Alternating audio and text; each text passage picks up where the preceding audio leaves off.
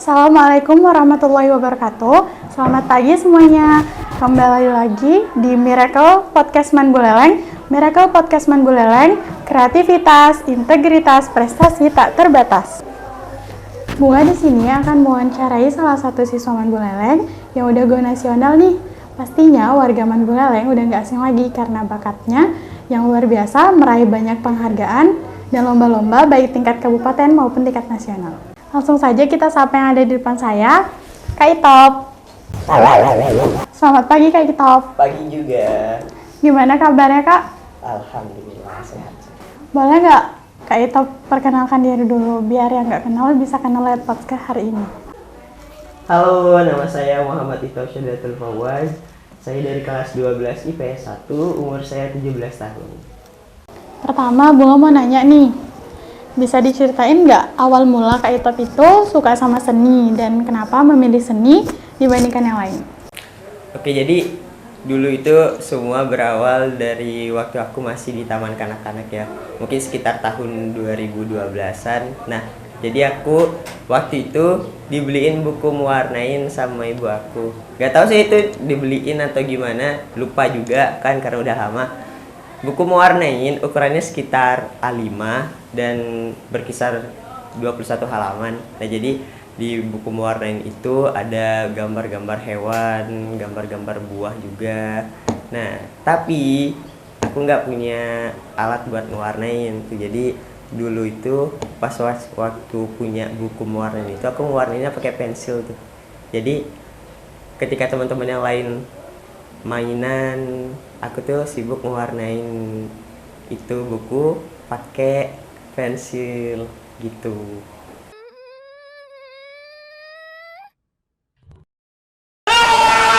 Nah, jadi semenjak itu tuh jadi suka ngegambar. Nah, dari situ jadi suka banget ngegambar, dan ditambah lagi kan orang tua juga basicnya seorang seniman ya, jadi bapak saya juga seniman. So sering berjalannya waktu terus suka dan ngembangin kemampuan, dapat ilmu sedikit-sedikit sampai akhirnya sampai saat ini. Cuman untuk improvisasi sih paling banyak waktu kelas 7 ke atas.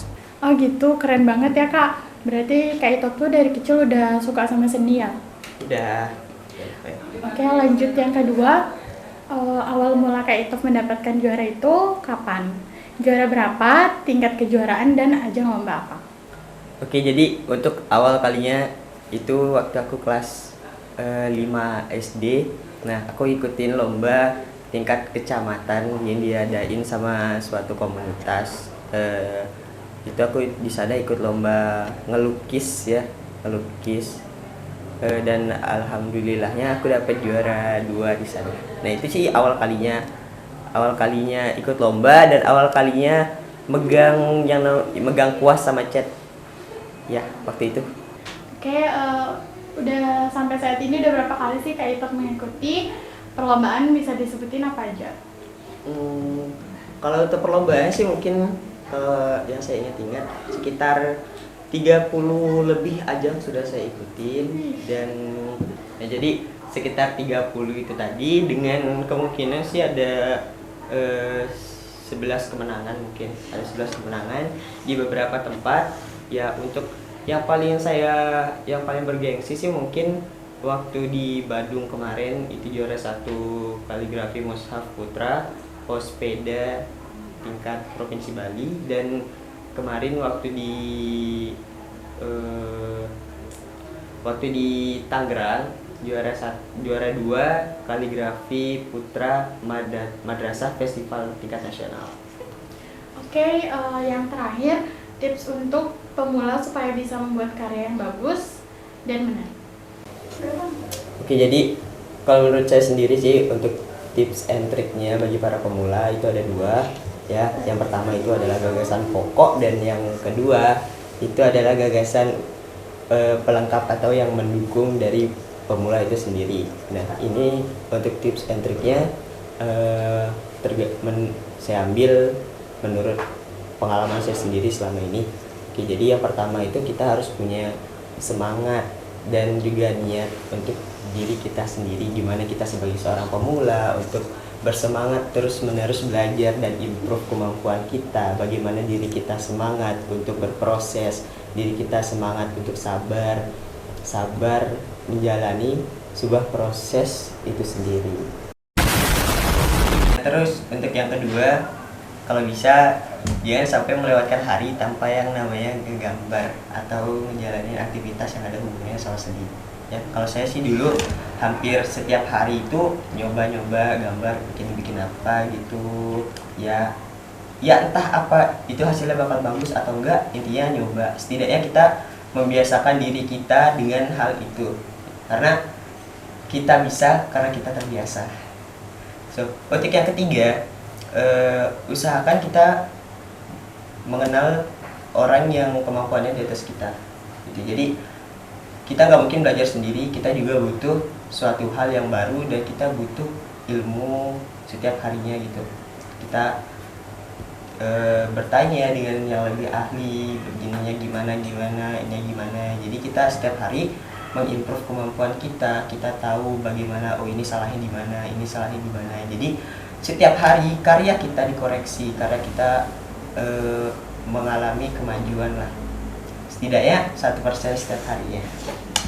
Terus untuk yang ketiga, di Indonesia sendiri itu nggak sedikit yang namanya komunitas tentang seni, itu nggak sedikit, entah itu komunitasnya bersifat online atau bersifat nggak online juga, itu banyak banget. Kalau saya sendiri sih dulu gabung sama komunitas art gitu, mungkin sekitar 2 atau 3 komunitas itu saya ikut gabung.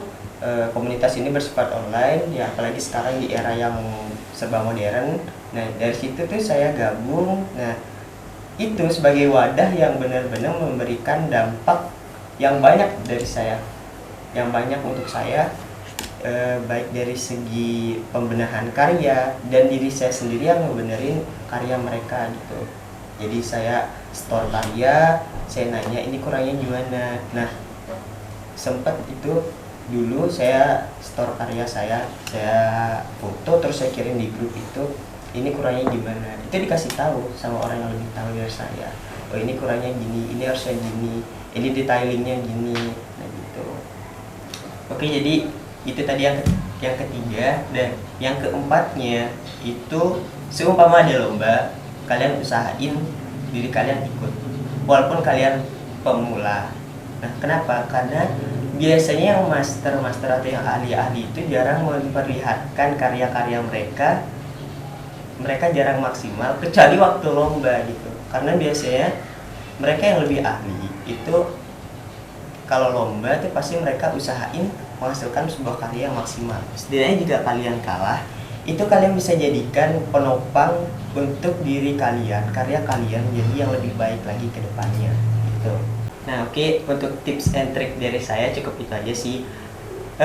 Masih banyak lagi tips and triknya, cuman bukan dari saya. Kalian bisa cari itu seumpama kalian niat, yaitu tadi kalian gabung komunitas atau kalian belajar dengan orang yang di atas kalian notabene. Itu pasti tips and triknya lebih baik dari saya dan mungkin bisa lebih bagus lagi dan lebih banyak lagi tips and triknya dari saya pribadi. Oke, sekian dari saya.